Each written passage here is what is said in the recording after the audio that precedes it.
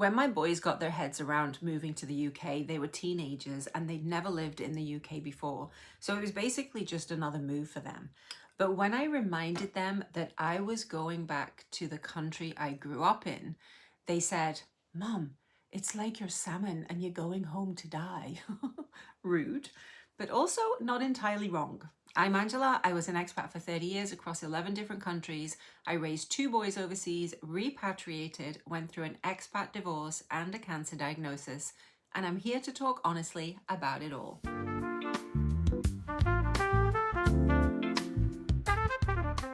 There's something about that salmon image that made a lot of sense to me. Not because I was going home to die, not yet anyway, but because salmon doesn't choose to go back. It just has to. There's no decision making happening. There's no weighing up the pros and cons. It's just this natural biological pull toward the place it came from. And I've seen that pull in expat women my whole entire life, even in my own family. So myself and my 2 sisters spent decades living overseas in different directions. And eventually all 3 of us came back. And not because we planned to, or even that we necessarily wanted to. I know I spent years saying I would never come back to the UK. But at some point, there's this pull that you can't explain and that just won't go away. I think maybe when you've spent years, sometimes decades, giving so much energy into belonging somewhere else or trying to belong over and over again as you move around the world, the longing doesn't go away. It just changes direction. Now, the thing about expat life is that it does take so much energy to find that sense of belonging. Every time you move, you start again and you learn a new language and you learn the new place and the new culture and you find your supermarket and you find your favorite coffee shop and you find your people, or you try to. And just when it starts to feel kind of like home, some of us move again. And that is exhausting in a way that's really hard to explain to someone who hasn't lived it. And what I've noticed in the women that I've known and the communities that I've been part of and that I'm now building is that somewhere along the way, something seems to shift. It can happen when the children are all grown and gone. It can happen when you hit a certain age and the adventure starts to feel less like freedom and more like a burden. It can also happen after one move too many, when you realize that you genuinely cannot face doing this all over again. That's where I kind of am now.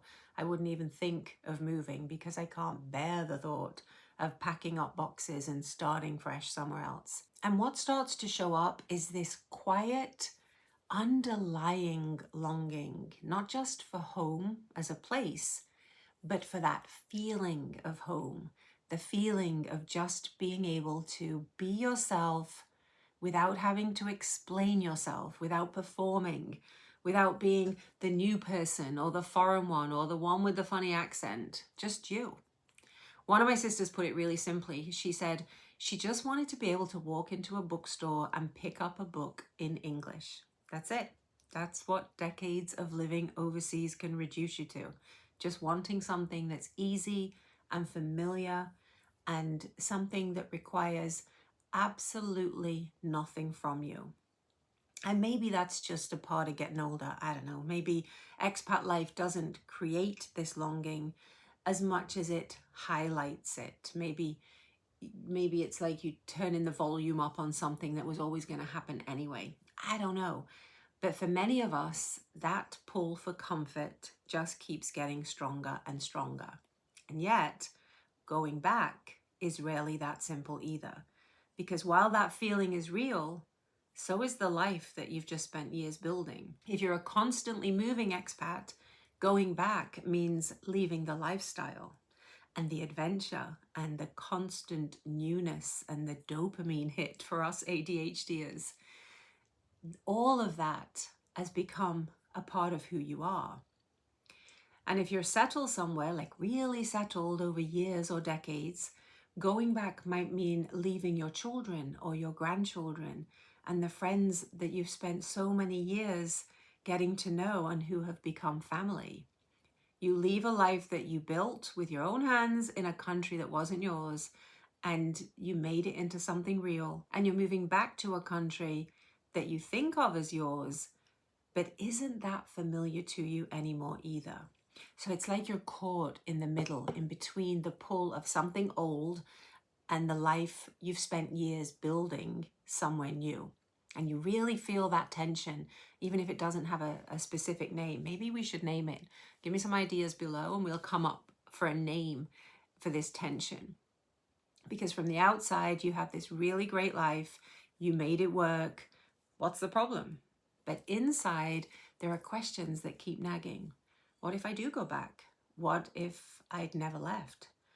What do I even want now? After all these years of making it work, now what? I was chatting with a couple of women recently. One had dreamed of living in another country her whole life.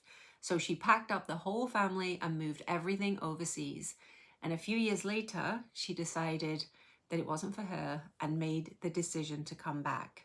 And that takes enormous courage to do that both ways. And the other woman that I was speaking to went out with the same intentions, with the same dream, and she stayed 35 years, got married, had children, had grandchildren, and is now desperate to come back, but she can't. Her whole family is out there, and the life that she built is keeping her where she is. So not only does she feel guilty that she even wants to leave, but she's also really unhappy with where she is. And like I said, going back can turn out to be much more complicated than we ever imagine it to be, because home changes when you're away, and we change too. And the place that was supposed to feel familiar and welcoming isn't quite the way you remembered it. After 14 years back at home, in my home country, I felt that deeply and still do in many ways. That's a whole other video for another time, and I will get to it. But what I will say is that the longing and the confusion are real. Whether you're 10 years in and are already starting to feel it, or 30 years in, wondering if it's just too late. Maybe you went back like me and you're struggling, or you're still deciding, or you finally made peace with the fact that you're gonna just stay put.